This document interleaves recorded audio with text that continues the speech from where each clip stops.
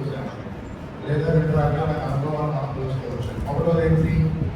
ప్రభువునందు, దేవుని యందు భయభక్తులు కలిగి ఉంటారు. దేవుని యందు భయభక్తులు కలిగి ఉండాలని చెప్పేసి మనం చెప్పుకుంటే ఈ మాట చాలా సింపుల్గా ఉంటుంది, చాలా సింప్లిసిటీగా ఉంటుంది, చాలా తక్కువగా ఉంటుంది అని మనం ఆలోచన చేస్తాం. నేను దేవుని యందు భయభక్తులు లేకపోతే నేను చర్చకి వస్తున్నాను, మందిరానికి వస్తున్నాను, నాలో దేవుని యందు భయభక్తులు లేవా అని చెప్పేసి మనకే మనం అలాగా అనుకొని దేవుని యందు భయభక్తులు కలిగి ఉండమంటారు ఏంటి అని చెప్పేసి అట్లా వేరే వాళ్ళ మీద నెగిటివ్గా మనం థాట్స్ పెట్టుకోవడానికి మనం ఇష్టపడకూడదు. అయితే దేవుని మీద భయభక్తులు ఉన్నాయి, నీకు లేవట్లేదు. దేవుని మీద భయభక్తులు ఉన్నాయి, అయితే 2 విషయాలు మనం పూర్తి చేసుకోవాలి. నీకు దేవుని మీద భయభక్తులు కలిగి ఉన్నావు అని చెప్పేసి మెచ్చుకోవడం లేదు, లేదా దేవుని మీద భయభక్తులు లేవు అని చెప్పేసి నేను విమర్శించడం లేదు. మరి ఏం చేయాలి?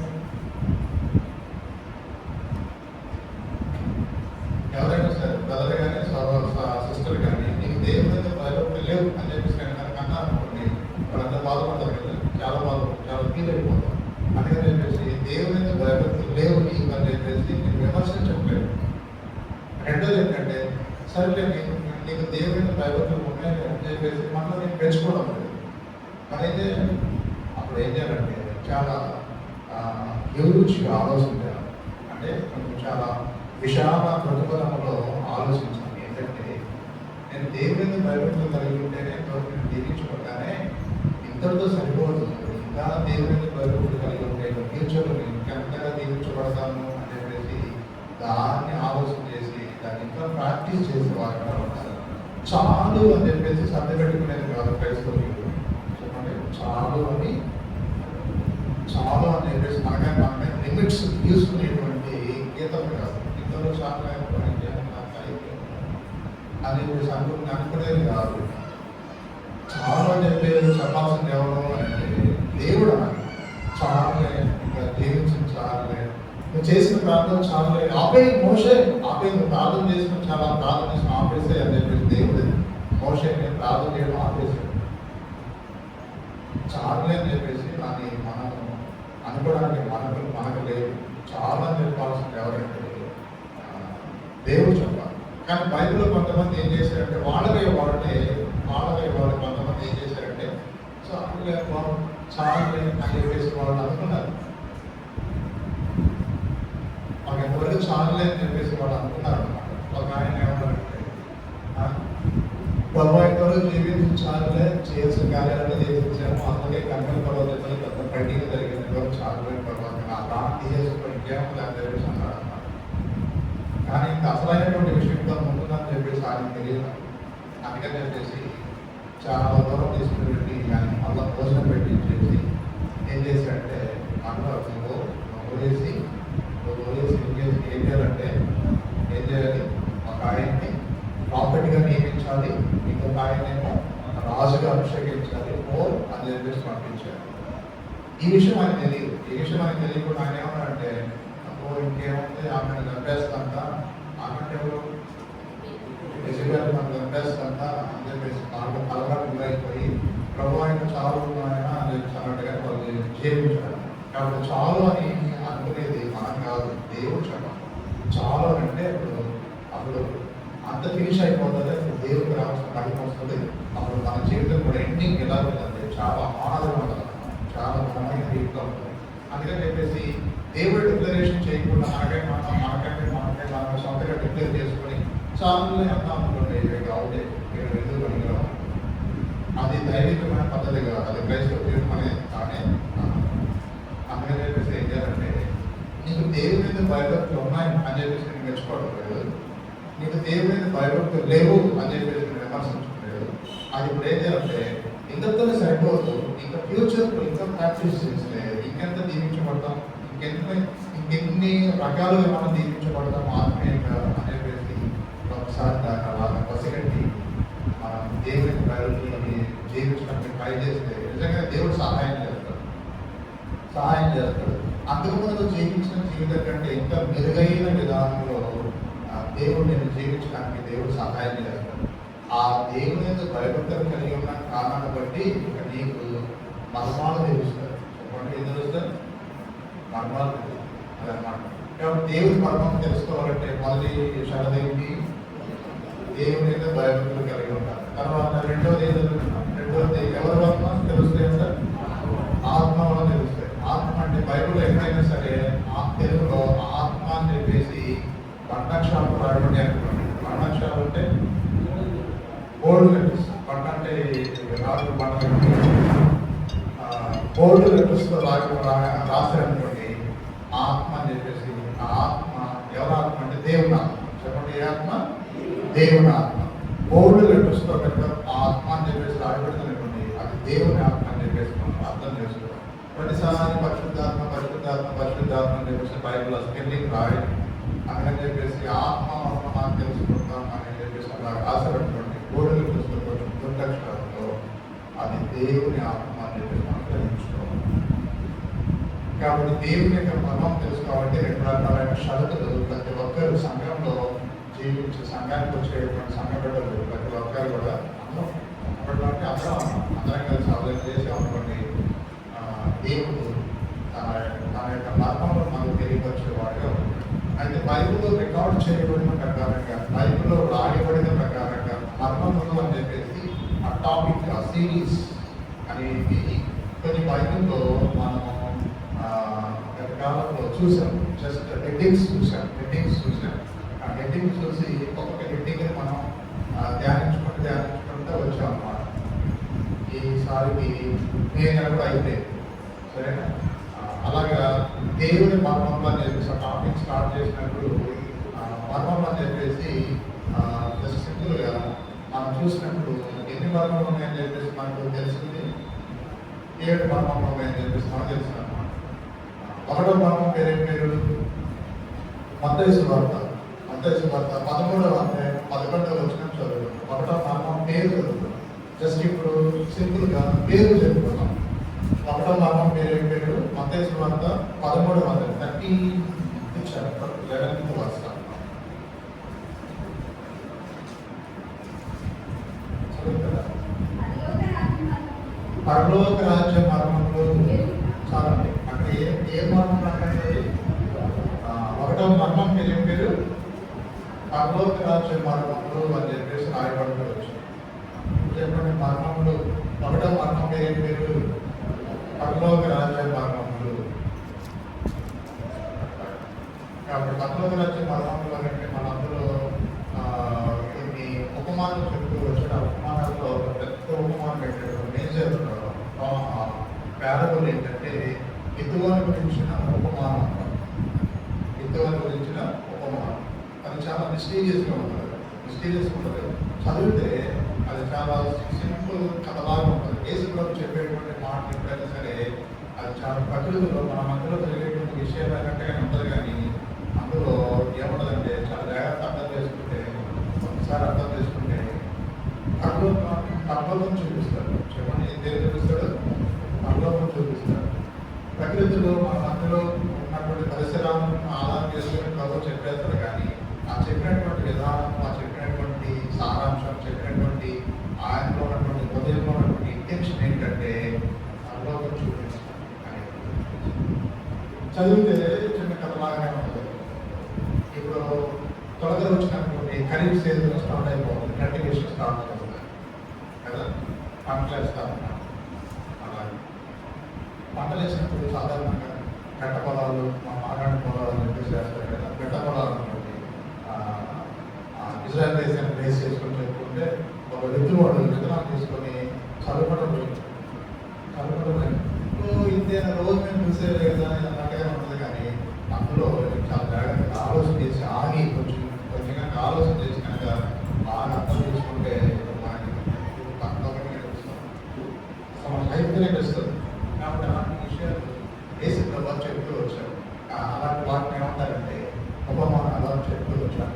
కాబట్టి ఇక్కడ ప్రభు చెప్పినటువంటి మాటల్లో మనం తెలుసుకున్నటువంటి దీంట్లో మొదటి మర్మం పేరు ఏంటి? పరలోక రాజ్య మర్మములు ఏంటి అన్నప్పుడు మీదైతే నోడుతూ చెప్పండి, లేదా మనసులో అయినా అనుకోండి. అంతేగాని గమ్ములు న్యూట్రల్ మాత్రం ఉండాలి.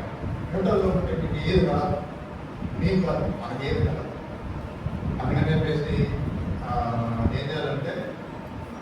పరలోక రాజ్యం మర్మము అని చెప్పేసి మనం అనుకుంటే ప్రాక్టీస్ అయిపోతుంది. అనుకున్నది మైండ్లో రికార్డ్ అయిపోతుంది. రెండో మర్మం చూద్దాం. రెండో మర్మం పేరేం పేరు అంటే దైవభక్తి గురించిన మర్మం. నిరాక్షేపముగా దైవభక్తి గురించిన మర్మము గొప్పదై ఉన్నది. ఈ సెంటెన్స్ ఎక్కడ రాయబడింది? 1 తిమోతి పత్రిక 3వ అధ్యాయము 16 వచనాన్ని చదువుతుంది. 1 తిమోతి పత్రిక 3వ అధ్యాయం 16 వచనాన్ని చదువుతుంది. 1 తిమోతి పత్రిక 3వ అధ్యాయం నిరాక్షేపముగా దైవభక్తిని గురించిన మర్మము గొప్పదై ఉన్నది. కాబట్టి ఇక్కడ రెండో మర్మం పేరు రాయబడింది. ఏం పేరు? దైవభక్తిని గురించిన మర్మము. ఒకటో మర్మం ఏంటంటే పరలోక రాజ్య మర్మము. తర్వాత రెండోది ఏంటి? దైవభక్తి గురించిన మర్మము. నేను నీట్గా సిస్టమేటిక్ ప్రేర్ చేసుకుంటున్నాను, వాక్యం చదువుకుంటున్నాను, ప్రార్థన చేసుకుంటున్నాను, ఆరాధన చేసుకుంటే అదొక భక్తి. ఎవరు కృష్ణ కలగకపోయినా ఆఖరికి నేను స్వచ్ఛందంగా దేవుని నడవచ్చు, నేను దేవుని సర్వ్ చేసి, నేను దేవుని సేవింగ్ చేసి నేను వెళ్ళిపోతున్నాను, ఇలాగ ఫెలోషిప్ చేసి నేను వెళ్ళిపోతున్నాను అని చెప్పేసి ప్రతి ఒక్కరి యొక్క అనుభవం ఇది. నేను ఏమంటానంటే భక్తి. నీ భక్తికి కారణం ఏంటి? నీ భక్తి యొక్క ఫ్లాష్ బ్యాక్ ఏంటి? నీ భక్తి రీజన్ ఏంటి అంటే ఇదే. ఏంటది అని చెప్పాడు. ఏంటంటే దైవభక్తి గురించి మార్గం. ఎలాగో జీవిస్తున్నాం అంటే దానికి కారణం ఏంటంటే అదొక మార్గము. ఏంటిదో మార్గం? ఆ మార్గంలో 6 పాయింట్లు చెప్తూ వచ్చాడు. 6 పాయింట్లు ఏం పాయింట్ అంటే సత్యదేవుడుగా ప్రత్యక్షుడు అయ్యాను అని చెప్పేసి రాసి 6వ పాయింట్ ఏం చెప్పాడు? 6వది ఏం చేశాడు? ఏం చెప్పాడు? 1వది ఆయన సత్యదేవుడు ప్రత్యక్షమయ్యాడు. 6వది లాస్ట్ ఏంటి? 6వది తేజోమయుడు అయిపోయాడు. ఈ 6 పాయింట్లు మొత్తం యేసు ప్రభావిక బయోగ్రఫీ మొత్తం చూపిస్తాను. జస్ట్ సింపుల్గా 6 పాయింట్లు నొక్కించి పడేశాడు అపోస్తలుల పౌలు. కాబట్టి మొత్తాన్ని ఏమంటారంటే దైవభక్తిని గురించిన మర్మము అని అంటారు.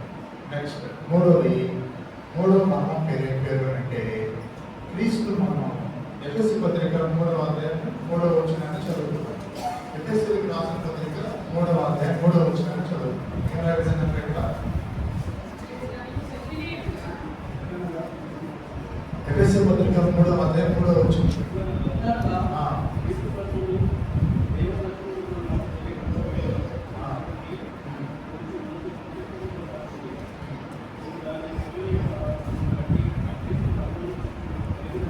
చాలా ఏ మర్మం అంటుంటుంది? క్రీస్తు మర్మం. 3వ మర్మం పేరు క్రీస్తు మర్మం. The mystery of Christ.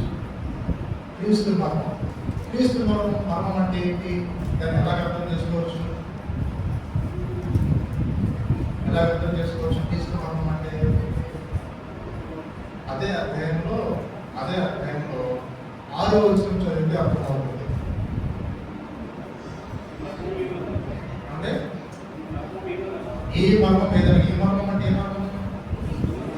ఈ మర్మం ఏదైనా అంటే డెఫినేషన్ రాస్తున్నాడు, అంటే వివరణ ఇస్తున్నాడు. ఈ మర్మం ఏదనగా అన్యజనులు సువార్త వలన క్రీస్తు యేసునందు యూదులతో పాటు సమాన వారసులను, ఒక శరీరమందలి సాటి అవయవులు ఉన్నాయి, ఆ వాగ్దానంలో పారివారమై ఉన్నారన్నది. ఇప్పుడు చెప్పండి, క్రీస్తు మర్మం అంటే ఏంటి? ఇప్పుడు చెప్పినట్టు చదివినటువంటి వారు క్రీస్తు మర్మం. 3వ మర్మం పేరు క్రీస్తు మర్మం. క్రీస్తు మర్మం అంటే ఏంటి అని వివరణ అడిగారు అనుకోండి. వివరణ కావాలని అడగాలనుకోండి. వెంటనే 6వ వచనం చదివితే వివరణ అనగా అంటే ఏంటి అన్నప్పుడు 6వ వచనం చదివితే అర్థం. క్లియరా? మూడవది. 4వది ఏంటంటే 5వ అధ్యాయం, ఎఫెసీ పత్రిక 5వ అధ్యాయం 32వ వచనం చదువుతున్నాం. ఈ మర్మము గొప్పది. అయితే నేను క్రీస్తు గురించి, సంఘం గురించి చెప్పుచున్నాను అన్నాడు. కాబట్టి ఈ మర్మానికి ఏం పేరంటే సంఘం మర్మం. ఈ మర్మానికి ఏం పేరు? సంఘం మర్మం. ఎన్ని మర్మాలు అయిపోయింది? 4 అయిపోయింది. 5వది ఏంటంటే కొలస్సీ పత్రిక 1వ అధ్యాయం కొలస్సీ పత్రిక 1వ అధ్యాయం 25వ వచనాన్ని చదువుతున్నాం. కొలస్సీ పత్రిక 1వ అధ్యాయం 25వ వచనం రాయబడింది. 5వ మర్మం పేరు చెప్పడం ఏం చేస్తాం. మీరు మనసులో చదువుకుంటే ఆ వచనాన్ని అందరూ కలిసి మనసులో చదువుకోండి. నేను పేరు చెప్పాను. మీరు మనసులో చదువుకుంటే ఆ వచనాన్ని నేను పేరు చెప్పేస్తాను. చెప్పరా? ఆ మర్మం పేరు చెప్పారంటే సువార్త మర్మం. చెప్పండి, ఎంత మర్మం? సువార్త మర్మం. అక్కడ దేవుని వాక్యం అని రాయబడింది. చెప్పండి, ఏం రాయబడింది? దేవుడి వాక్యం అని రాయబడింది. దేవుడి వాక్యం యుగాల్లో తరతరాల్లో మరుగు చేయబడిన మర్మం అని చెప్పేసి రాయబడింది. ఆ మర్మానికి ఏం పేరంటే అక్కడ రాయబడినటువంటి కర్మ ప్రకారంగా వాక్యం అంటే కానీ మనం అర్థం చేసుకోవాలంటే సువార్త అని అర్థం చేసుకోవాలి. అందుకనే దేవుడి వాక్యం అన్నా ఒకటే, సువార్త అన్నా కూడా ఒకటే. ఎలా కుదరదు? దేవుని వాక్యం అన్నా ఒకటే, సువార్త అన్నా కూడా ఒకటే అని ఎలా చెప్తున్నారో కారణం ఏంటంటే దానికి బేసిక్గా ఇందుకు వచ్చినా మనం చదువుకోవడానికి మనం ప్రయత్నం చేద్దాం. 1వ పేతురు పత్రిక 1వ అధ్యాయం 24వ వచనాన్ని చదువుతున్నాం. 1వ పేతురు పత్రిక 1వ అధ్యాయం 24వ వచనంలో లాస్ట్ లైన్ చదువుతున్నాం. మీకు ప్రకటించబడిన సువార్త ఈ వాక్యమే. కాబట్టి దేవుని వాక్యము అన్న ఒకటే, సువార్త కాబట్టి దేవుని వాక్యం యుగాల్లో తరతరాల్లో మరుగు చేయబడింది. కాబట్టి ఇది ఎన్నో మరుగు ఉంది? 4వ భాగం, 5వ భాగం, 5వ భాగం, 6వ భాగం చెప్పుకుందాం. 6వ భాగం పేరు చెప్పుకుంటాం. Just simple. 6వ భాగం ఏంటి? 6వ భాగం ఏంటి? 1వ కొరింథీ పత్రిక 15వ అధ్యాయం. 1వ కొరింథీ పత్రిక 15వ అధ్యాయం. అసలు మనం బైబిల్ స్టడీస్ మనం ఏ విధంగా ధ్యానిస్తున్నాం, దాని సిరీస్ ఏంటి అని చెప్పేసి ఇప్పటికే మీరు మర్చిపోయారు.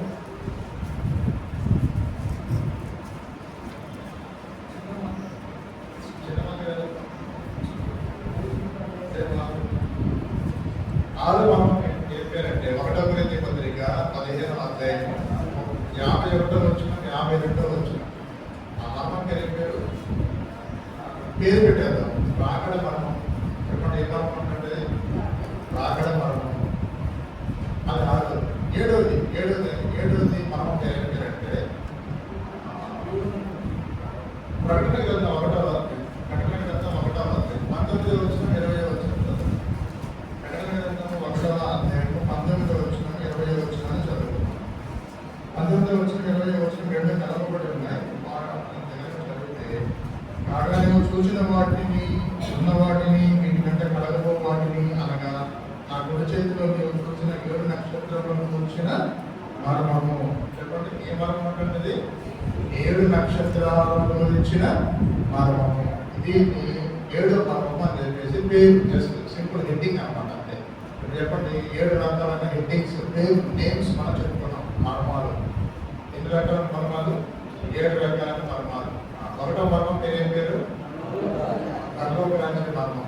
ఈ పరలోక రాజ్య మర్మం గురించి మెసేజ్ విన్నాం మనం. విన్నాం. ఎప్పుడు పోయిందో, ఎక్కడ పోయిందో అందరికైతే విన్నా. ఎక్కడ పోయింది పోనీ. సరే, రెండోది దైవభక్తి గురించే మార్గం. కరెక్ట్గా దైవభక్తి గురించే మార్గం స్టార్ట్ చేసినప్పుడు టెస్టిమనీస్ ఏది లేదు. దైవభక్తి గురించే మార్గం అని చెప్పేసి మనం చెప్పుకున్నాం. దాని గురించినటువంటి మెసేజ్లు అన్నీ విన్నాం బైబిల్ స్టడీస్లో. 3వ మర్మం పేరు ఏం పేరు? క్రీస్తు మర్మం. క్రీస్తు మర్మం అంటే సింపుల్గా చెప్పండి. క్రీస్తు మర్మం అంటే సింపుల్గా చెప్పండి. అంటే క్రీస్తు మర్మం అంటే ఏంటి? మామూలుగా సాదా సీదాగా చెప్పకుండా, వాక్యం ఉన్నట్టుగానే చెప్పకుండా, జస్ట్ సింపుల్గా మీ సొంత మాటలో రాయనట్టు కదా చెప్పండి. చెప్పండి, ఏం లేదు. అన్ని జనులు సువార్త ద్వారా రక్షించబడినప్పుడు యూదులతో పాటు సమాన వారసు పొందుతారు అనేది ఒక మర్మం. ఆ మర్మం పేరు అది 3వది. 4వది ఏంటి? సంఘ మర్మం. సంఘ మర్మం. 5వది ఏంటి?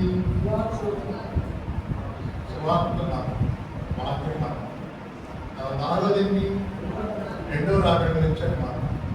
2వ రాకడ గురించి మర్మాన్ని జస్ట్ గత బైబిల్ పట్టణాలతో మనం రాకడ గురించినటువంటి కొన్ని అంశాలు మనం చెప్పుకుంటూ వెళ్ళామన్నమాట. సరేనా? అప్డేట్స్ అన్ని మనం చెప్పుకుంటే వెళ్ళిపోవచ్చు. ఆ మెసేజ్లన్నీ ఏ మర్మం కిందకి వస్తాయి? రెండో రాకడ గురించినటువంటి మర్మం అని చెప్పేసి అర్థమైంది. ఒక్కొక్క మర్మం పేరు, ఆ పేరులో ఉన్నటువంటి మెసేజ్ ఒక బైబిల్ స్టడీలో అయిపోవడం, కొన్ని బైబిల్ స్టడీస్ కొడుతూ వచ్చారన్నమాట. అందుకని చెప్పేసి లెంగ్తీగా చాలా బైబిల్ స్టడీస్ మనం కలిగి ఉండవచ్చు. జస్ట్ సింపుల్గా మర్మములు అనే టాపిక్ మీద ఇప్పుడు మనము ఇంకా రెండవ రాకడ గురించినటువంటి మర్మాలు, రెండవ రాకడ గురించిన సంగతులు చెప్పుకోదలుచుకుంటే ఇంకా చాలా ఉంటాయి అంటే టోటల్గా ప్రకటన గ్రంథం మొత్తం చెప్పుకోవాల్సి ఉంటుంది. ప్రకటన గ్రంథం మొత్తం చెప్పుకోవాల్సి ఉంటుంది అన్నమాట. ప్రకటన గ్రంథంలో 4వ అధ్యాయం నుంచి 19వ అధ్యాయము 6వ వచనం వరకు కూడా అక్కడ సంఘం అనేటువంటి మాట ఉండదండి. ప్రకటన గ్రంథంలో 4వ అధ్యాయం నుంచి 19వ అధ్యాయము 6వ వచనం వరకు సంఘము అనే మాట ఉండదు. అంటే 4వ అధ్యాయం అయిపోయిన తర్వాత 5వ అధ్యాయం నుంచి స్టార్ట్ అయిపోతుంది. 5వ అధ్యాయం నుంచి ముద్రలు అనే మాటలు వస్తాయి. 7 రకాలైన ముద్రలు, 7 రకాలైన పూలలు, 7 రకాలైన పాత్రలు భూమి మీద కుమ్మరించబడతాయి. ఇవన్నీ జరుగుతున్నప్పుడు భూమి మీద విపత్కరమైన సంగతులు జరుగుతాయి అన్నమాట. సరేనా? విపత్కరమైన సంగతులు జరుగుతూ ఉంటాయి. ఇజ్రాయెల్ వాళ్ళు, అమెరికా వాళ్ళు ఇరాన్ మీద యుద్ధం చేస్తేనే, హర్మూజ్ జలసంధి మూసివేస్తేనే మనకు ఆయిల్ ప్రైసెస్ ఏర్పడుతూ వచ్చింది.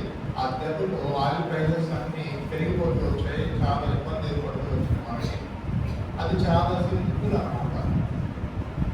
శ్రమల కాలంతో పోల్చుకుంటే చాలా సింపుల్, హ్యాపీగా ఉన్నాం ఇవ్వండి. కానీ శ్రమల కాలంలో వచ్చేటువంటి శ్రమలు ఎలాంటివి అంటే నువ్వు ఎన్నడూ కూడా కానీ విని ఊహించినటువంటి విధానంలో దారుణంగా ఉంటాయి. ఎంత దారుణంగా ఉంటాయి అంటే అంత దారుణంగా ఉంటాయి. దాన్ని ఏమంటారంటే రాత గౌరవం అంటారు. అంటే దేవుని ఉగ్రత అంటారు. దేవుని ఉగ్రత కాలం అంటారు. కాబట్టి ఈ ఉగ్రత కాలంలో పాల్గొంపులు పొందకుండా ఒక బ్యాచ్ ఒక దెబ్బకి ఒక సౌండ్ విన్న వెంటనే అది పైకెత్తబడింది. ఆ బ్యాచ్ ఏమంటారు? సంఘం అంటారు. ఏమంటారు? సంఘం అంటారు. కాబట్టి ప్రకటన గ్రంథం 4వ అధ్యాయం నుంచి 19వ అధ్యాయం 5, 6 వచనం వరకు కూడా సంఘం అనేటువంటి మాట ఆ అధ్యాయంలో మనకు కనిపించదు. కారణం ఏంటంటే ఆ అధ్యాయాలన్నీ కూడా దేని గురించి మాట్లాడుతాయంటే ఈ భూమి మీద జరిగేటువంటి శ్రమల కాలం గురించి మాట్లాడుతారు. అందుకే చెప్పేసి సంఘం దేంట్లో పాల్గొనలేదు, శ్రమల కాలంలో పాల్గొనలేదు. అందుకే చెప్పేసి సంఘం అప్పుడు శ్రమల కాలం నుంచి ఎక్కడ వెళ్ళిపోయింది తప్పించుకోవడానికి అంటే ఒక శ్రమల కాలం నుంచి తప్పించుకొని ఒక సేఫెస్ట్ ప్లేస్లోకి వెళ్ళిపోయింది సంఘం. ఎక్కడికి? ఆకాశ మండలం అంటారు. ఆకాశ మండలానికి వెళ్ళిపోయిందంటే అక్కడికి ఎవరు వస్తే వెళ్ళిపోయిందో ప్రభు వస్తే వెళ్ళిపోయింది. ప్రభు వచ్చి పిలుచుకుంటాడు, తన సంఘాన్ని పిలుచుకుంటాడు. కమౌట్ అంటాడు. ఫస్ట్ టైం కమౌట్ అన్నాడు. కమౌట్ అంటే పాపం నుంచి, లోపల నుంచి, చీకటి నుంచి బయటికి రండి, లోపల నుంచి బయటికి రండి అని అన్నాడు. అలాగే బయటకు వచ్చిన రక్షించబడిన వాళ్ళు దేవుడు జీవించి ప్రభు వచ్చినటువంటి అప్పుడు అప్పు అంటాడు. అంటే బయటికి రండి అంటాడు. అప్పుడు సంఘం ఏమైందంటే అప్పుడు ప్రభు దగ్గరకు వెళ్ళిపోతుంది. అంటే సంఘం అంటే మనం వెళ్ళిపోయిన వెంటనే ఏం జరిగిందంటే ఇమ్మీడియట్లీగా ప్రపంచ దేశంలో ఉన్నటువంటి నాయకులు ఏకమవుతారు. అందరూ కాదు, 10 మంది, ఎంతమంది? 10 మంది ఏకమైపోతారంటే ఇదివరకు సేమ్ రోమా సామ్రాజ్యం చూసారా? ఆ రోమా సామ్రాజ్యం వలనే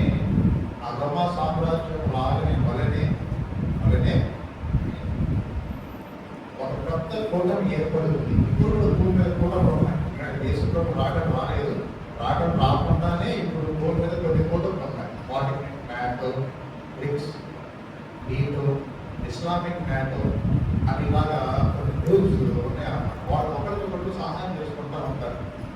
ఆర్థికంగా కానీ, వేరు రకాల పనుల ప్రకారంగా కానీ, ఆయుధాలు సరఫరా చేసుకునే విషయంలో కానీ వాళ్ళు ఒకరికొకరు సహాయం చేసుకునే వాళ్ళుగా ఉంటారు. వాటిని కూటమి అంటారు. అప్పుడు ఈ కూటమిలో ఏం పని చేయవు. సంఘం ఎత్తబడిన తర్వాత కొత్త కూటమి ఏర్పడుతుంది. ఆ కూటమిలో 10 మంది రాజులు ఏకమైపోతారు. రాజులు అంటే ఎవరు? ప్రెసిడెంట్స్ అంటే ఎవరు? దేశాన్ని పరిపాలన చేసేవారు. ఇప్పుడు ఏం చేద్దాం చెప్పండి అని చెప్పేసి అందరూ కలిసి ఏం చేస్తారంటే ఒక కూటమి ఏర్పాటు చేసుకుంటూ వచ్చారు. ప్రపంచం అంతట్లో ఇంతవరకు భూమి పుట్టింది మొదలుకొని ఇంతవరకు ఎక్కడో జరిగినటువంటి ఒక సంగతి జరిగింది. ఏంటంటే ఉన్నట్టుండి అకస్మాత్తుగా ఈ క్రిస్టియన్స్ సంబంధించిన వాళ్ళు ఎత్తపడ్డారు. ముస్లిమ్స్ ఉంటారు, హిందూస్ ఉంటారు, జైన్స్ ఉంటారు, సిఖ్స్ ఉంటారు, ఇంకా వేరు వేరు రకాలైన ఎథిస్ట్స్ ఉంటారు. అందరూ ఉంటారు కానీ క్రిస్టియన్స్ అనేటువంటి పేరు కలిగినటువంటి వాళ్ళు, చర్చికి వెళ్ళేటువంటి వాళ్ళు, వాళ్ళందరూ ఒకసారి మిస్ అయిపోయినారు. ఏమైంది? ఒకడు ఒక విశ్వాసి ఒక అవిశ్వాసంతో మాట్లాడుతూ ఉన్నప్పుడే విశ్వాసి మాయమైపోతాడు, కలబడిపోతాడు. అప్పుడు అవిశ్వాసికి చూస్తుండగానే కళ్ళలో జరుగుతాయి అన్నమాట. ఇలాంటి విషయాలన్నీ కూడా ప్రపంచంలో ఘోరంగా జరిగిపోతా ఉంటాయి. అప్పుడు ప్రపంచం అంతా కూడా లాక్డే ఏమర్థం కాదు, ఎవరికి అర్థం కాదు. ఏం చేద్దామని చెప్పేసి అందరూ కూడుకొని సమావేశం అయిపోయి ఇమ్మీడియట్గా ఏం చేస్తారంటే వాళ్ళు ఒక కూటమి లాగా ఏర్పడి ఒక ఆలోచనతో వచ్చేసి ఒక నిర్ణయానికి వచ్చేస్తారు. మనమందరం కూడా ఇప్పటి నుంచి ప్రపంచం ఏ విధంగా నిర్మించాలో అని చెప్పేసి వాళ్ళు ఆలోచన చేసినప్పుడు జస్ట్ కొన్ని రోజుల్లోనే ఈ ముగ్గురిని డిస్మిస్ చేసేకుండా ఒక వ్యక్తి వస్తారు. డిస్మిస్ అంటే మనం యాడ్ చేసుకునే పరిస్థితి డిస్మిస్ అంటే ముగ్గురు తీసుకొడేసి ఆ ముగ్గురు వేసిన భక్తుడు వస్తాడు. ఆ భక్తుడే ఎవరంటే చిన్నప్పుడు అంటే ఎవరు? Anti Christ. అప్పుడు ఇమ్మీడియట్గా యాంటీ క్రైస్ట్ అనేవాడు అప్పుడు సీన్లోకి వస్తాడు. ఇక వరల్డ్ వైడ్ మొత్తం రోలింగ్ అంతా కండంలోనికి వెళ్ళిపోతుంది. దీన్ని ఏమంటారంటే శ్రమల కాలం యొక్క మొదటి మూడున్నర కాలంలో జరిగేటువంటి సంఘటనలు అంటారు.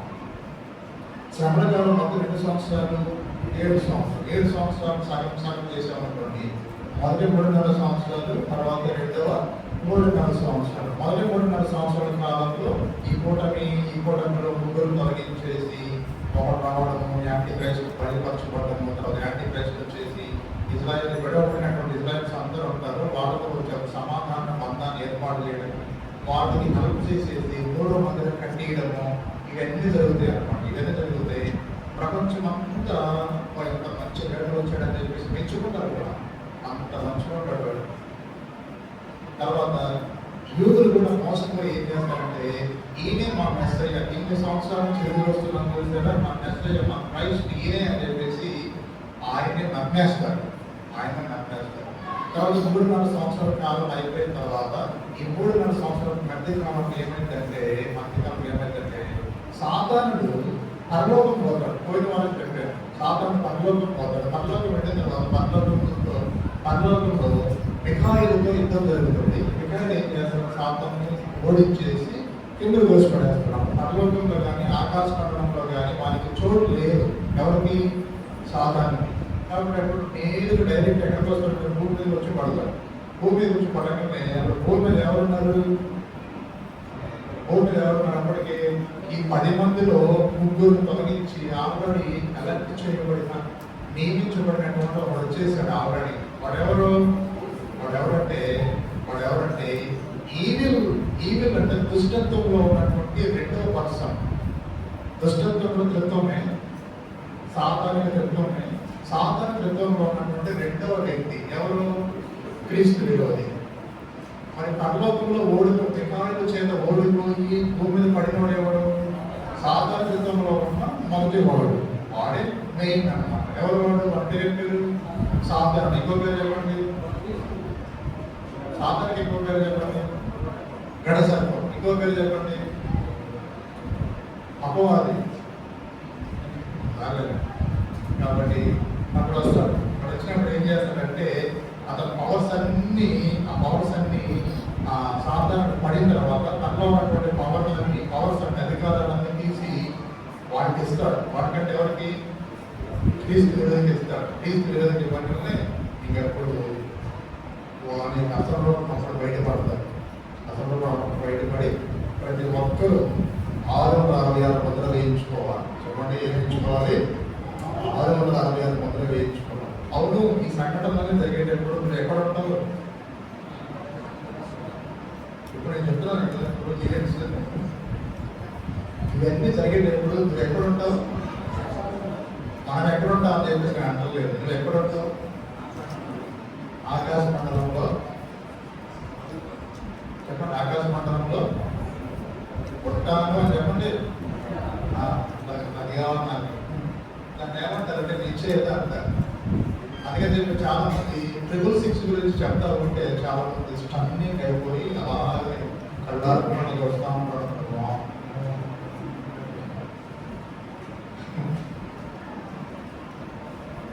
తెలుసుకోవాలి, ఈ ఊరి మీద జరిగేటువంటి విపత్కరమైన సంఘటనలు తెలుసుకోవాలి. కానీ అలా తెలుసుకుంటా ఉన్నప్పుడు నువ్వే గొడవపడి 666 ముద్రలు వేయించుకున్న తాగానే వేయించుకున్నట్టు అంత ఫీల్ అయిపోతాయి. అలాంటి పరిస్థితి రాకుండా ఉండాలంటే ఏం చేయాలి? ఎత్తపడాలంటే కలిగిన సాక్ష్యాన్ని గట్టిగా పట్టుకుని జీవిస్తూ సింపుల్. అలా జీవిస్తే ఆకాశ మండలంలోకి వెళ్ళిపోతాం. ఆకాశ మండలంకి వెళ్ళిపోతే 666 ముద్రల గురించి పెట్టాలన్నప్పుడు నేను చెప్తాను. నేను మాత్రం 666 ముద్ర ఇంప్లిమెంటేషన్ జరిగినప్పుడు నేను మాట్లాడతాను. ప్రభుత్వం హ్యాపీగా ఉంటాను.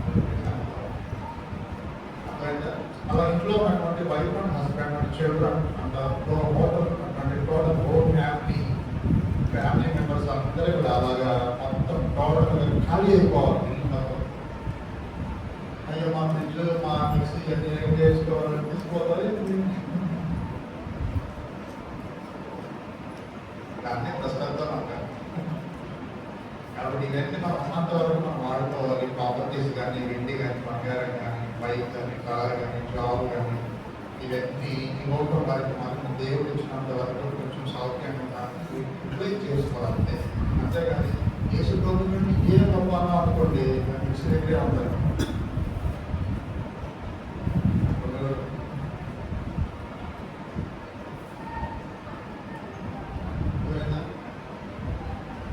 ప్రాపర్టీ గొప్పదా యేసు ప్రభు గొప్పదా?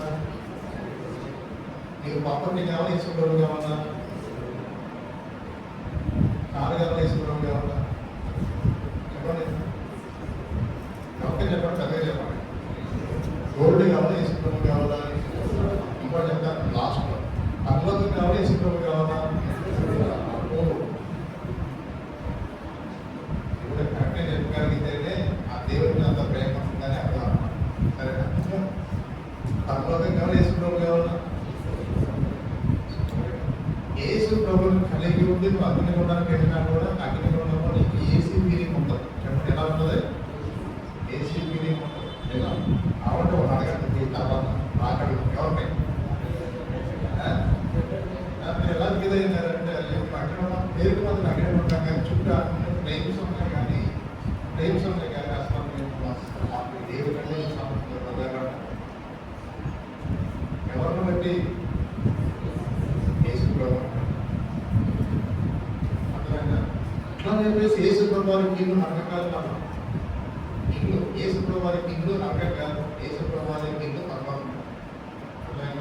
అంటే మన ఫోకస్ పెట్టాల్సిన పరలోకం మీద యేసు ప్రభు మీద ఫోకస్ పెట్టాలి. రాజు ఎప్పుడైనా సరే దర్బార్లో ఉంటాడు కానీ పూర్వీకులు సైతం ఉంటాడా? రాజు ఎప్పుడైనా సరే దర్బార్లోనే ఉంటాడు. మన ఫోకస్ దర్బార్ మీద కాదు ఉండాల్సింది, రాజు మీద ఉంటాడు. దర్బార్ కంటే గొప్పవాడు ఎవరు? రాజు. పరలోకం కంటే గొప్పవాడు ఎవరు? యేసు ప్రభు. యేసు ప్రభుతో ఆయన ఉంటే ఇంట్లోనే ఉండిపోతాం. ఆయన ఉంటే ఇంట్లోనే ఉండిపోతాం.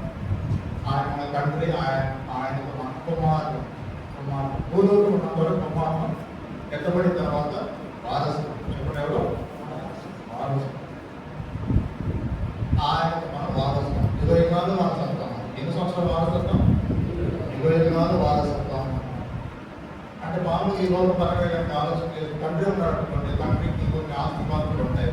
ఆస్తిపాస్తులన్నిటి మీద రైట్స్ ఎవరు ఉంటాయి? కుమారులు కూడా ఉంటాయి. తదనంతరం అంటారు. చెప్పండి, ఏమంటారు? తగరం కాదు, తదనంతరం అంటారు.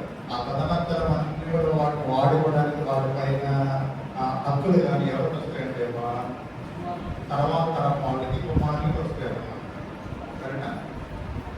యేసు ప్రభు దగ్గర తదనంతరం ఉండదు, తదనంతరము ఉండదు.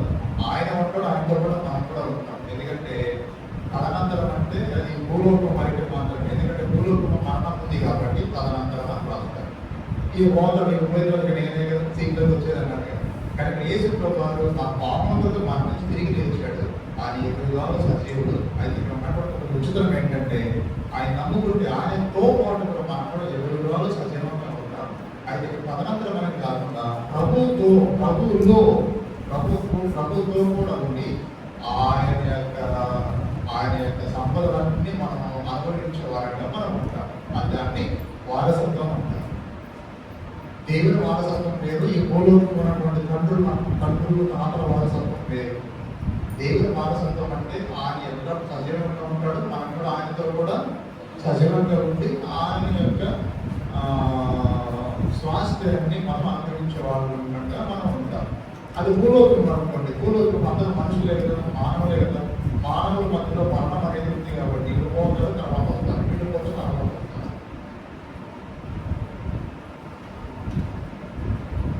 కాబట్టి ఈవెంట్స్ అన్నీ కూడా ఎక్కడ ఉంటాయంటే విడవబడిన తర్వాత అంటే గేట్ శ్రమల కాలంలో ఉంటాయి అన్నమాట. తర్వాత మిగిలినటువంటి రెండవ అర్ధవారం అంటారు, 3.5 సంవత్సరాలు అంటారు. ఈ 3.5 సంవత్సరాల్లో దాంట్లో సాతానుడు అంటే క్రీస్తు విరోధి ఇశ్రాయేలును శ్రమ పెట్టేవాడుగా ఉంటాడు. ఇశ్రాయేలు శ్రమ పెడతారు. ఇశ్రాయేలు శ్రమ పెట్టినప్పుడు ఇక వాళ్ళు ఇప్పుడు ఇశ్రాయేల్ దేశం అంత రిచ్ కంట్రీలో ఆ కాలంలో వాళ్ళంత పూర్ అయిపోతారు. ఎందుకంటే ఫస్ట్ అర్ధకాలం అయిపోయిన తర్వాత క్రీస్తు విరోధి అనేవాడు సాతాను యొక్క పవర్స్ పొందుకొని సాతాను వచ్చి కింద పడతారు కదా. కింద పడినప్పుడు వాళ్ళ పవర్స్ అన్ని క్రీస్తు విరోధికి ఇస్తాడు. క్రీస్తు విరోధి ఏం చేస్తాడంటే ఇక నేనే క్రీస్తుని అని చెప్పేసి ఏం చేస్తాడంటే ఒక అపవిత్రమైన పనిని తీసుకునేది ధర్మశాస్త్రానికి విరోధంగా, ఇశ్రాయేలుకి విరోధంగా, వాళ్ళ యొక్క మత సిద్ధాంతానికి విరోధంగా దేవుని మందిరంలో బలిపీఠ మీద బయటపెట్టినప్పుడు అప్పుడు వాళ్ళు తెలుసుకుంటారు. అయ్యో మేము మోసపోయినాం కదా, ఈయన కాదు మా క్రైస్ట్, ఈయన కాదు మా మెస్సరీ అని చెప్పి తెలుసుకొని యేసు ప్రభు పుట్టిన దగ్గర నుంచి బెత్లెహేములో జన్మించిన దగ్గర నుంచి అంతవరకు టైం డిలే చేశారు కదా. ఆ డిలే మొత్తం కాలం మొత్తం ఒక్కసారి అర్థం చేసుకుని నుంచి ఏడుస్తారు. మా మధ్యలో వచ్చినప్పుడు మా మెసేజ్ మేము ఏం చేసామని చెప్పేసి వాళ్ళు ఏడుస్తారు, కన్నీళ్ళు గారుస్తారు, పశ్చాత్తాపం. మా మెసేజ్ మేము ఎదురాలు చంపేసుకున్నామని చెప్పేసి వాళ్ళు బాధపడి ఏం చేస్తారంటే ఇక నిజమైనటువంటి మెసేజ్ విశ్వాసం ఉంచుతారు. నిజమైన మెసేజ్ మీద క్రీస్తునందు విశ్వాసం ఉంచుతారు. నిజమైన క్రీస్తునందు విశ్వాసం ఉంచారంటే ఆటోమేటిక్గా పరోక్షంగా ఈ అన్ని క్రైస్తవులు ఏం చేస్తున్నారని అర్థం. నిజమైన మెసేజ్ నమ్ముకున్నారంటే దాని అర్థం ఏంటంటే మీరు ఏం చేస్తున్నారని అర్థం, తృణీకరిస్తున్నారని అర్థం. అప్పుడు మీకు తెలుస్తుంది. మీకు తెలిసినప్పుడు విడుదల ఏంటి, ఊరుకోకుండా ఏం చేస్తారంటే వీడు ఇశ్రాయేలును హింసించడం స్టార్ట్ చేస్తాడు. అప్పుడు దేవుడు ఏం చేస్తారంటే ప్రతి గోత్రంలో నుంచి 12,000 మందికి దేవుడు ఏర్పాటు చేసుకుంటూ వస్తాడు. దాని గోత్రాన్ని ఆదాయించి ప్రకటన గ్రంథంలో దాని గోత్రం అనేది కనిపించదు. ఇక మిగతా గోత్రాలన్నింటిలో నుంచి 12,000 మంది అని అలాగా దేవుడు వాడిని ఏర్పాటు చేసుకుంటూ వస్తాడు. ఆ కాలంలో జరిగేటువంటి అద్భుతం ఏంటంటే మరి మిగిలినటువంటి కొంతమంది అన్ని జనులు ఉంటారే, అన్ని జనులు వాళ్ళు ఏం చేస్తారంటే యూదులకు దేవుడు తోడుగా ఉన్నాడు అనే ఒక గ్రహింపులోకి వస్తారు. గ్రహింపులోకి వచ్చి ఆ కాలంలో ఉన్నటువంటి శ్రమలు, కష్టాలు, ఆ బాధలన్నీ తట్టుకోలేక మాకు దేవుడు తోడుగా ఉన్నారు, మాకు శాంతి కావాలని చెప్పేసి చాలా మంది అన్ని జనులు ఏం చేస్తారంటే యూదుల దగ్గరికి వెళ్ళి వాటిని అప్రోచ్ అవుతారు. అయ్యా యెరూషలేముకి వస్తారు. యెరూషలేముకి వచ్చి అయ్యా మీకు దండమయ్యా, మీరు దేవుడు తోడుగా ఉన్నారని మాకు అర్థమవుతుంది, మాకు కూడా హెల్ప్ చేయండి, మాకు కూడా శాంతి కావాలి, బతకలేకపోతున్నాము, ఏం చేయాలి, మాకు సహాయం చేయండి అని చెప్పేసి మీ దేవుడు మేము కూడా నమ్ముకుంటామయ్యా, ఈ శాంతి ఆ దేవుడు ఇచ్చే శాంతి మాకు కూడా కావాలి అని చెప్పేసి 10 మంది అన్ని జనులు ఒక యూదుని పట్టుకుంటారు. ఒక ఎంతమంది యూదులు ఉన్నారు తెలుసా? చాలా మంది యూదులు ఉన్నారు. 10 మంది అన్ని చెట్లు ఒక యూదుని యొక్క చెంగు పట్టుకుంటారు. ఈ మాట ఎక్కడ రాయబడుతుంది? ఈ మాట ఎక్కడ రాయబడుతుంది? జకర్యా గ్రంథంలో రాయబడుతుంది. ఈ మాట నేను చెప్పేస్తానా? అలాగా యూదులు అంటే ఎవరు? అప్పటికి సిచ్యుయేషన్ ఎలా ఉందంటే యాంటీ క్రైస్తులను రిజర్వ్ చేసినటువంటి వాళ్ళుగా ఉన్నారు యూదులు. ఆ యూదులను పట్టుకోవడానికి, ఆ యూదులను సంప్రదించడానికి మన అన్ని జనులు కూడా పోగొట్టుకొని యూదులు సహాయం తీసుకుని వస్తారు. అప్పుడు ఏం చేస్తారంటే క్రీస్తు విరోధి యాంటీ క్రైస్తు యూదులను ప్లస్ యూదులను సంప్రదించిన అన్ని జనులను ఇచ్చేస్తాడు. యూదులు కానీ ఇక్కడ యూదులను సంప్రదించినటువంటి అన్ని జనులు కానీ 666 వేయించుకోరు. చెప్పండి, ఏం వేయించుకోరు? 666 వేయించుకోరు. కండిషన్ ఏంటంటే 666 యొక్క నియమము, టర్మ్స్ అండ్ కండిషన్ ఏంటంటే 666 కనుక వేయించుకున్నారనుకోండి, వాక్యంలో రాయబడినట్టుగా ఫస్ట్ మీద కానీ చేస్తారు, ఫస్ట్ మీద చేస్తారు. లేదు కుడి చేతి మీద కానీ వేస్తారు, ఎడమ చేతి మీద కాదు, కుడి చేతి మీద వేస్తారు. వేస్తే 2 చోట్ల ఎక్కడ తీసుకువచ్చినట్టుగా వేయించుకోవచ్చు. వేయించుకున్నారనుకోండి, ట్రాన్సాక్షన్ జరుగుతాయి అన్నమాట. లేదా అమ్మాలన్నా, లేదా కొనాలన్నా మీ దగ్గర ఎంత డబ్బులు ఉన్నాయి అని చెప్పేసి అడగరు. నువ్వు వేయించుకున్నావా అని చెప్పేసి అడుగుతారు.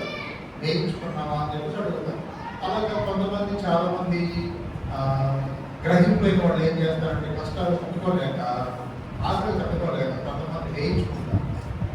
వేయించుకుంటే ఏమైందంటే కొన్ని రోజులు అయిపోయిన తర్వాత రహస్య స్థలాల్లో బాడీ పార్ట్స్లలో ఒక చెడ్డ గుళ్ళు పడుతుంది. చెడ్డ గుళ్ళు అంటే దాని అర్థం ఏంటంటే రాజగుళ్ళు అంటే చూసారా?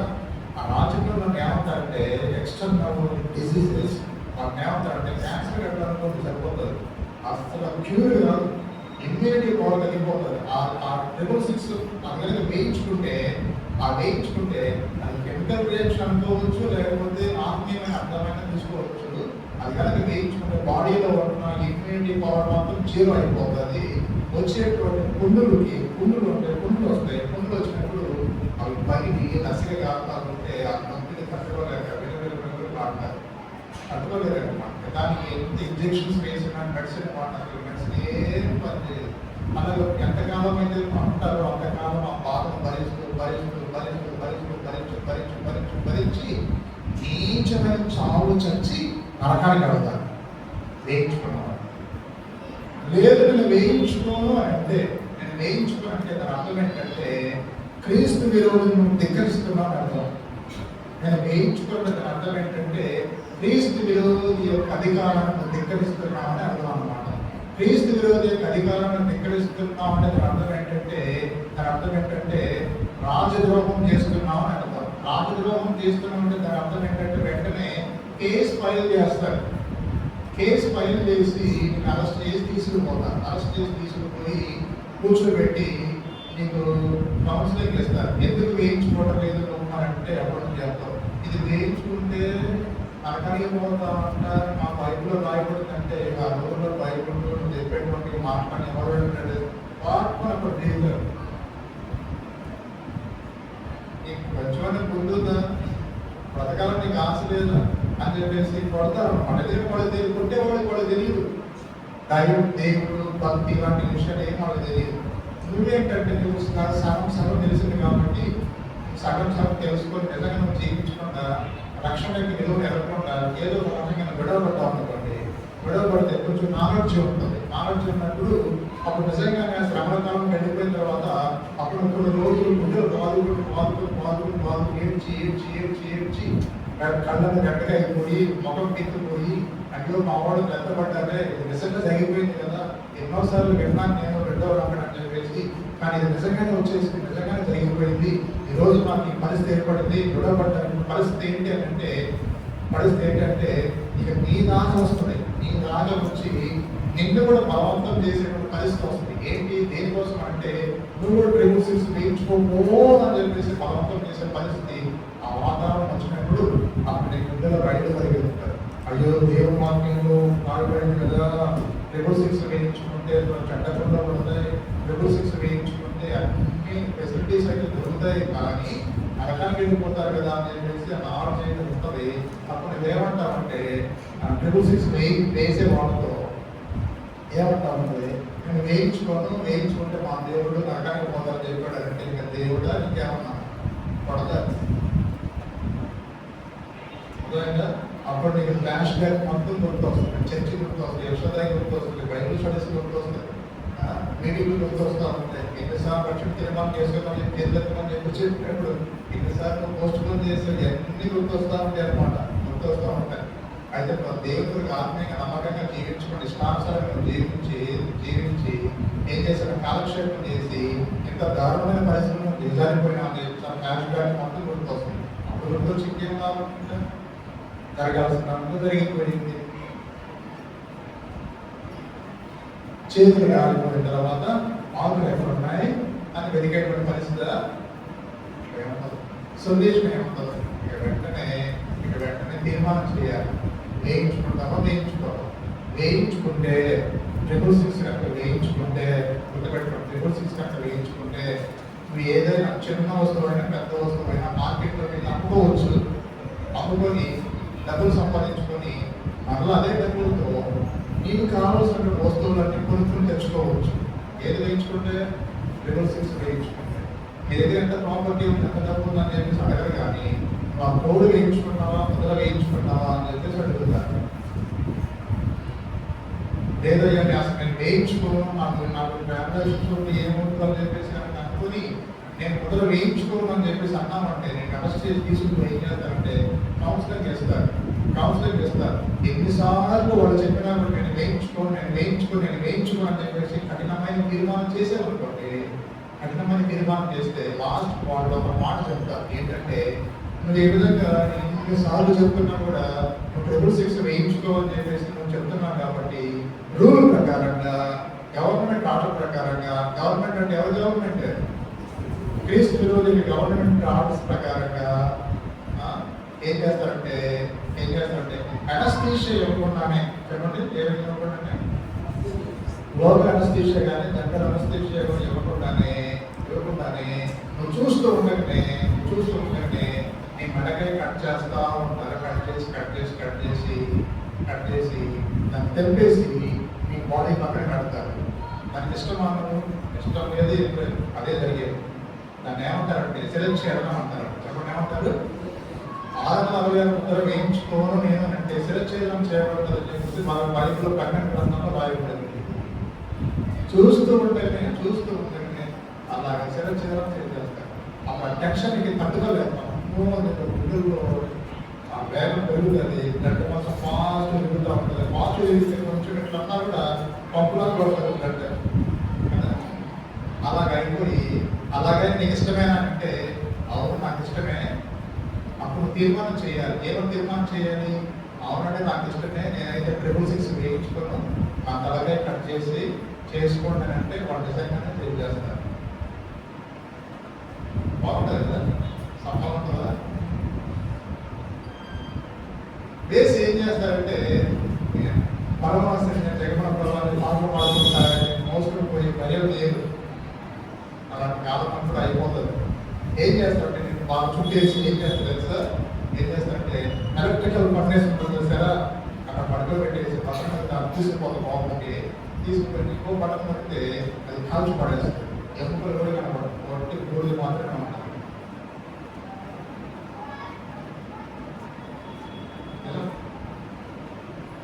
అంత దారుణమైన చావు రావాలి. దాన్ని ఏమంటారంటే దేవుడి వాక్యం కొరకు మనసాక్షులు ఉంటావా? చెప్పండి, దేవుడి వాక్యం కొరకు మనసాక్షులు ఉంటా. అలాగే దేవుడి వాక్యం వరకు నేను మనసాక్షి అయిపోతాను కానీ నేను మాత్రం 666 వేయించుకోను అని కనుకంటే అప్పుడు నీ ఆత్మ ఉంటుంది చూసారా, నీ ఆత్మ దేవుని పరిపెట్టకుండా పరిపెట్టించే కాదు, నీ శరీరం మాత్రం కాల్చబడేస్తారు. కానీ అప్పుడు సంఘం ఎక్కడ ఉంటుంది? ఆకాశం మొదలగా ఉంటుంది. అప్పుడు నువ్వు సంఘాన్ని కలిసి అక్కడ వెళ్ళే పరిస్థితి లేదు. ఇంకా అక్కడికి వెళ్ళాం మనం అంటే మనం కాదు. వెళ్ళమంటే 666 వేయించుకోకుండా అసలు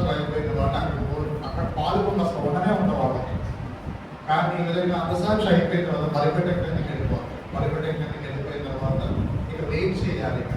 కాలం ఎప్పుడైపోయిందా, కాలం ఎప్పుడైపోయిందా, అక్కడ ఇక్కడ 7 సంవత్సరాలు, మొత్తం 7 సంవత్సరాలు భూలోకంలో శ్రవణ కాలం, అక్కడేమో పెట్టి వివాహోత్సవం సెలబ్రేషన్స్ అన్నమాట జరుగుతూ ఉంటాయి. అక్కడికైతే పోరు, బలిపెట్టి కింద ఉంటారు. వాళ్ళు ఎప్పుడు బయటకు వస్తారు అంటే ఏడు సంవత్సరాలు అయిపోయిన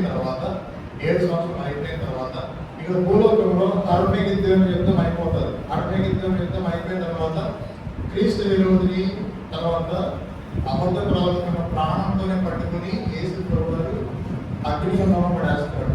పోయిన వారంలో అగ్నిగుండంలో 7 రకాలైన విషయాలు పడతాయని చెప్పేసి మనం చెప్పుకున్నాం. ఎన్ని విషయాలు? 7 రకాల విషయాలు పడతాయని చెప్పేసి మనం చెప్పుకుంటూ వచ్చాం. ఒకసారి చెప్తారా? ఫస్ట్ ఎవరు పడతారు? క్రీస్తు విరోధి, అబద్ధ ప్రవర్తన. ఎండ్ అయిపోయింది. నెక్స్ట్ ఎవరు పడతారు? సాతాను పడతాడు. సాతాను ఎప్పుడు పడతాడంటే 1000 సంవత్సరాల పరిపాలన అయిపోయిన తర్వాత పడతాడు.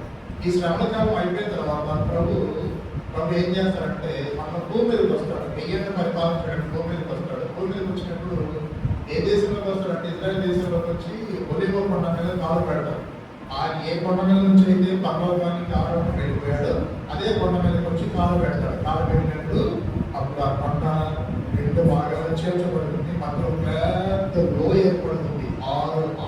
సుమారుగా 6 కిలోమీటర్ల పొడవు, వెడల్పు చూస్తే చాలా ఉంటుంది. 6 కిలోమీటర్ల పొడవుగా పెద్ద లోయ ఏర్పడుతుంది. ఆ దారి, ఇప్పుడు ఆ దారిలో ఏమున్నాయంటే సమాధులు ఉన్నాయి. చెప్పండి, ఏమున్నాయి? సమాధులు ఉన్నాయి. ఎవరి సమాధులు? ముస్లిం సమాధులు ఉన్నాయి. ఇప్పుడు ఒలివ కొండ మీద నుంచి కనుక కరెక్ట్ స్ట్రైట్గా కనుక చూస్తే తూర్పు గుమ్మం అంటారు. ఎరుస్లేంకి గోడ ఉంటుంది కదా, ఆ గోడకి ముందు తూర్పు దిక్కున గుమ్మం ఉంటుంది, తూర్పు గుమ్మం అని అంటారు. ఆ తూర్పు గుమ్మం మూయబడింది, క్లోజ్ అయిపోయింది. అప్పుడు ఆ రోజున ఆ గుమ్మం అనేది తెరవబడుతుంది. తెరవబడినప్పుడు యేసు ప్రభువు నడుచుకుంటూ అలాగా ఆ గుమ్మంలో నుంచి లోపలికి వెళ్ళిపోతాడు.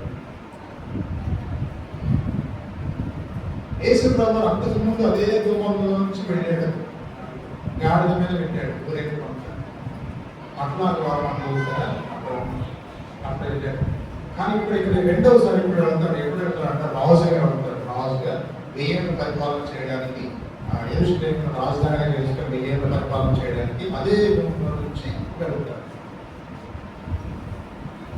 1000 పరిపాలన కాలంలో పరలోకం నుంచి బలిష్టమైన దూత వచ్చి సాతానుని ఏం చేస్తాడంటే సంఖ్యలతో బంధిస్తాడు. కాళ్ళు చేతులన్నీ కట్టేసి ఏం చేస్తాడు, ఒక అగాధంలో పడేస్తాడు. అప్పుడు సాతానుడు అగాధంలో దిగుతా ఉంటాడు. 1000 సంవత్సరాలు తెలుసా? 1000 అగాధంలోనే ఉంటాడు. 1000 సంవత్సరాలు అగాధంలో పైన క్యాప్ వేసి పడేస్తాడు, సీల్ చేసి పడేస్తాడు. అప్పుడు భూమి మీద సాతానుడు ఉంటాడు. త్రిత్వం 0. చెప్పండి, త్రిత్వము 0. ఎవరు త్రిత్వము?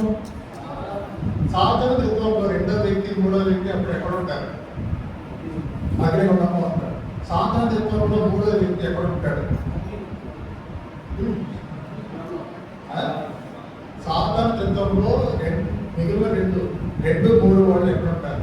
అగ్నిగుండంలో ఉంటారు. సాతాను త్రిత్వంలో మొదటి వాడు ఎక్కడ ఉంటాడు? అప్పుడు 1000 పరిపాలన అగాధంలో ఉంటాడు. సరే, 1000 పరిపాలన అయిపోతుంది.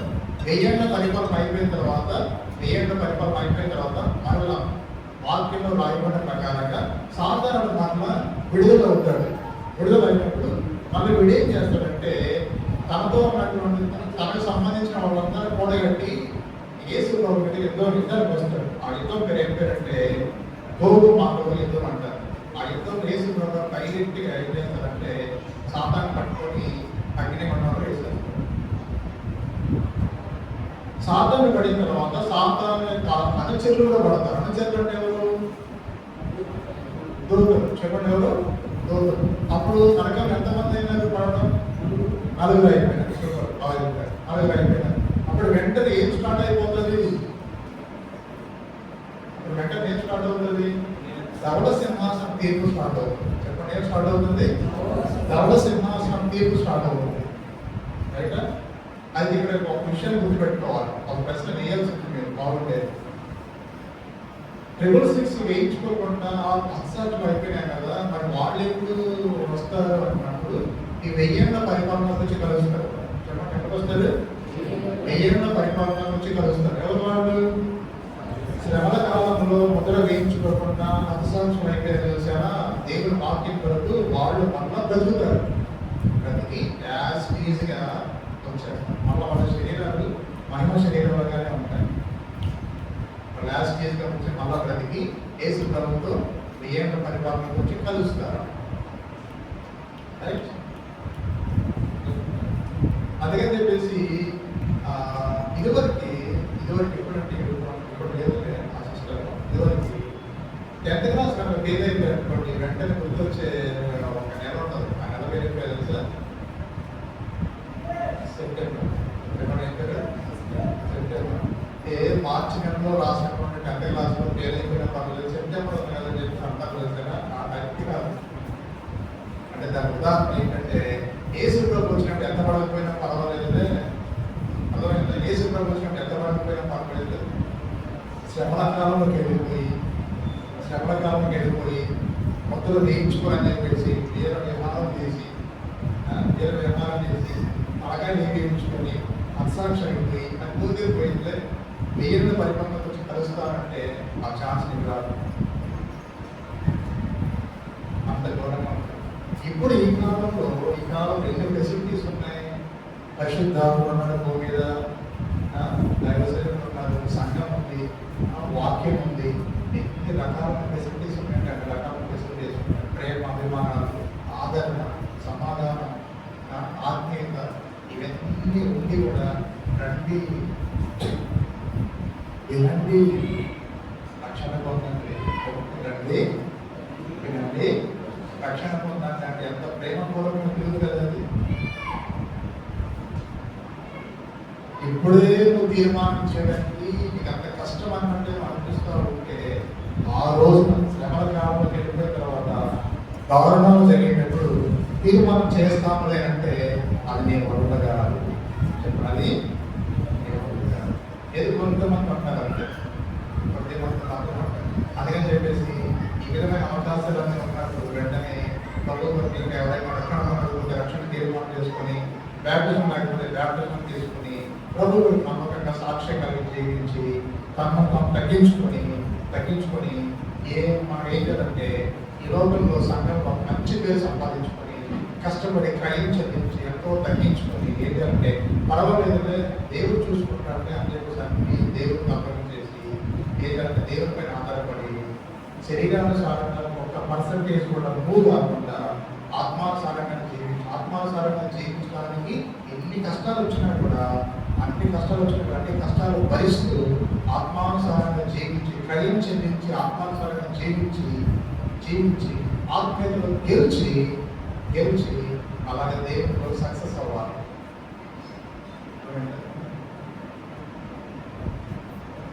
అప్పుడు మనకి ఎంత తగ్గింపు కావాలి, అప్పుడు మనం ఎంత తగ్గించుకోవాలి. అందుకే దేవుడు మాత్రం రాయబడింది. దేవుడు మాత్రం ఏం రాయబడిందంటే రోమాపత్రిక దగ్గర నుంచి దీపాలు నేను చెప్పడం లేదు. రోమాపత్రిక దగ్గర నుంచి ఎక్కడ 1వ పేతురు పత్రిక వరకు, రోమాపత్రిక దగ్గర నుంచి 1వ పేతురు పత్రిక దగ్గర 1 అనదర్ అనేటువంటి ఒక మాట ఉంటుంది. 1 అనదర్ అంటే ఒకరికొకరుగానే ఉంటుంది. కాబట్టి 1 అనదర్ అంటే ఇంగ్లీష్లో, తెలుగు దాని అర్థం ఏంటంటే ఒకరికొకరుగానే ఉంటుంది అనమాట. ఇవన్నీ ఇలాంటి పేరు అనేటువంటి పదాలన్నీ 14 రకాలు ఉంటాయి. ఎన్ని రకాలు ఉంటాయి? 14 రకాలు ఉంటాయి. ఈ 14 రకాలను 2-3 చెప్పేస్తాను. ఒకరికొకరు సమాధానంగా ఉండండి, ఒకరికొకరు ప్రేమ కలిగి ఉండండి, ఒకరినొకరు క్షమించుకోండి, ఒకరినొకరు కోరుకొనుకోండి, ఒకరినొకరు ఆదరించుకోండి. ఇలాంటివన్నీ 14 రకాలుగా ఉంటాయి అన్నమాట. అలాగా సంఘంలో మనం ప్రభు కోసం జీవించేటప్పుడు మన యొక్క శరీరానుసారంగా మనం జీవించుకోండి, తగ్గించుకొని ఒకరినొకరు అలాగే మనం జీవించాలనుకోండి. ఆత్మీయ జీవితం ఏం డ్యామేజ్ కాదు, ఏం డ్యామేజ్ భద్రంగా ఉంటాం. సంఘంలో ఈ కాన్సెప్ట్ని ప్రకారంగా మనం జీవించే వారంగా మనం ఉంటాం. కాబట్టి ఇప్పుడు చెప్పినటువంటి విషయాలన్నీ ఏ మార్గంలోకి వస్తాయి? రెండో రాత్రి మనం ఎదురుకు వస్తాను. వీళ్ళన్నీ మెసేజ్లు చెప్పుకుంటూ చాలా అయిపోయింది. సరేనా? కాబట్టి రెండో రాత్రంలో సంఘం ఎత్తబడిన తర్వాత ఈ ఊర్లో జరిగేటువంటి విపత్కరమైన సంఘటనలు, న్యాచురల్ కలామిటీస్ అంటే డిజాస్టర్స్ ఇవన్నీ జరుగుతాయి. తర్వాత ఫస్ట్ ముద్ర విప్పబడతాయి, 7 ముద్రలు విప్పబడతాయి. తర్వాత 7 రకాలైన బోధలు విప్పబడతాయి. మూడవది పాత్రలు కుమ్మరించబడతాయి. ఫస్ట్ ముద్రలు, రెండవది బోధలు, తర్వాత పాత్రలు. సరేనా? మూగువ ఇంకా గుర్తుపెట్టుకోవాలంటే చెప్పండి.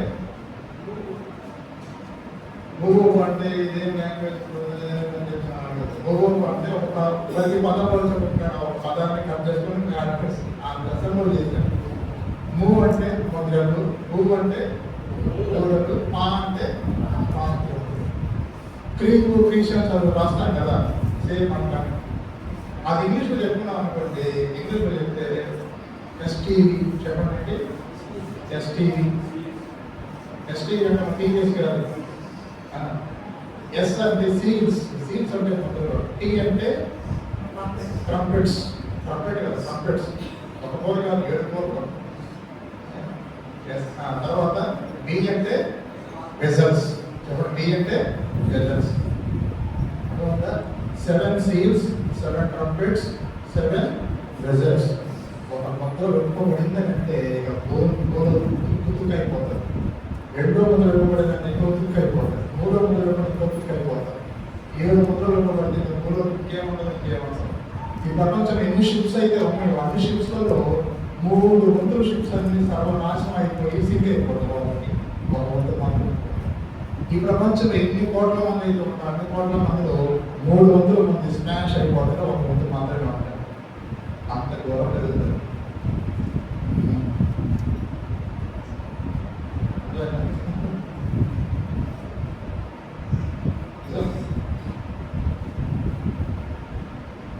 పెద్ద బౌల్ వస్తుంది, వచ్చేసి నీళ్ళలో పడతారు. నీళ్ళలో పెడితే అన్ని దేశాల్లో ఉన్నటువంటి డ్రింకింగ్ వాటర్ చూసారా, అది మొత్తం చేదైపోతుంది. ఇక తాగడం చూద్దాం అంటే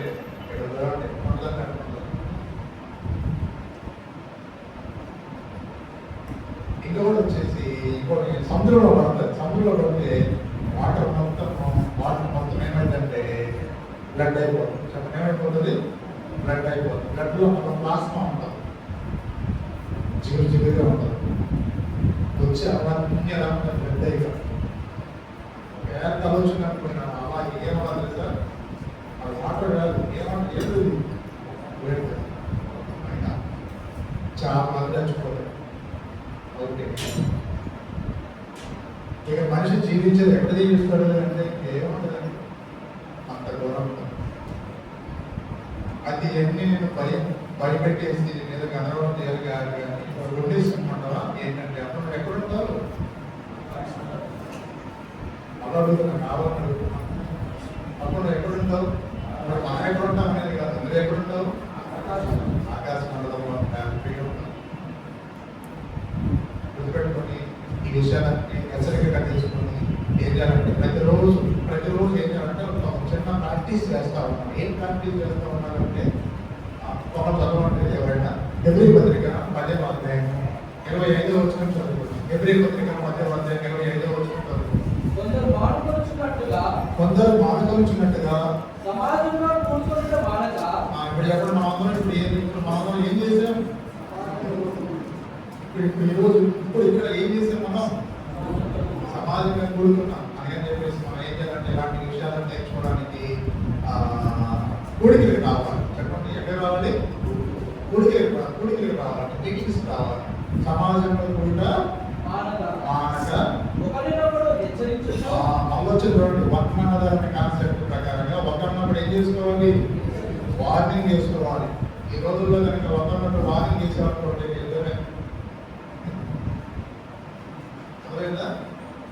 అక్కడ యుద్ధం జరిగిందంటే అక్కడ అది ఆత్మీయత లేదని అర్థం.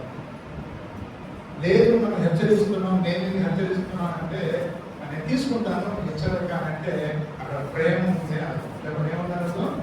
ప్రేమ ఉంది అని.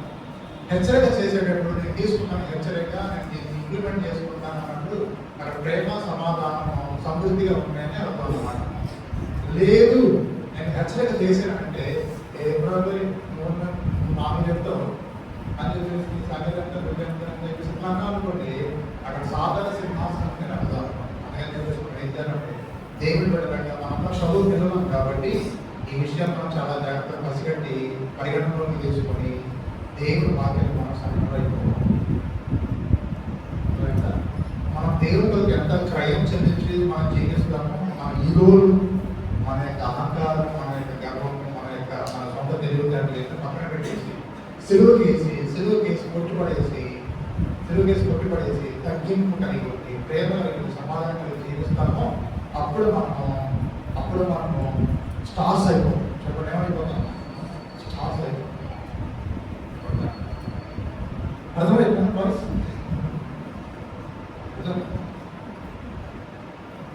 అప్పుడు సంఘంలో చాలా బాగుంటుంది. అప్పుడు కుటుంబం యొక్క విలువలు బాగుంటాయి. లైఫ్ అండ్ హస్బెండ్, చిల్డ్రన్, తర్వాత ఇంకా రిలేషన్స్ వేరే వాళ్ళకి ఏమైనా ఉంటాయి. వాళ్ళ దాంట్లో నైతిక విలువలు బాగుంటాయి, ఆత్మీయమైన విలువలు బాగుంటాయి. ఒక గొప్ప హుందాతనంగా ఉంటుంది.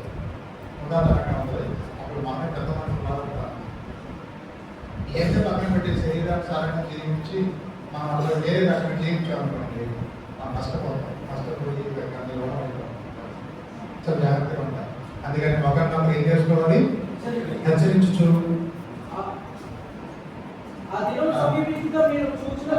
అది ఇంపార్టెంట్. ఆ దినం సమీపించుట మీరు చూసుకోకూడదు. ఆ దినం అంటే ఏదైనా మనకి కొన్ని దినాలు ఉంటాయి. దినాలు అంటే మనకి ఇవ్వదు.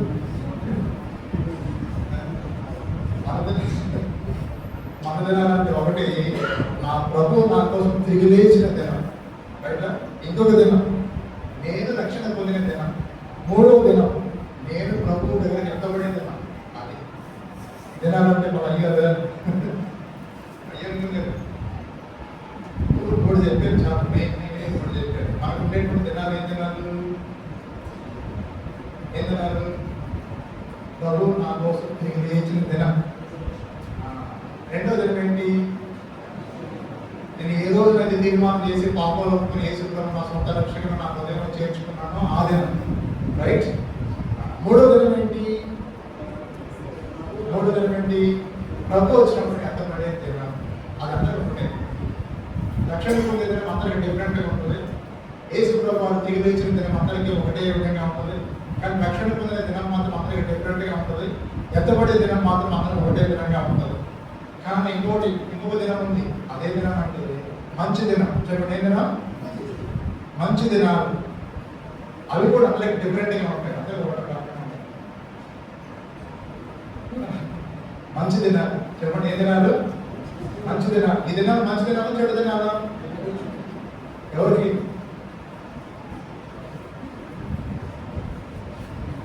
ఈ దినాలు మంచి దినాలు, చెడు దినాలు?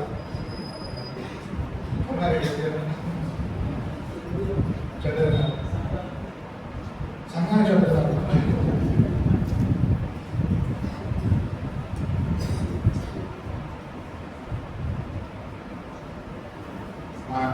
చెడ్డ దినాల్లో మంచి దినాలు మన మీద ఆధారపడుతుంటారు. సరేనా?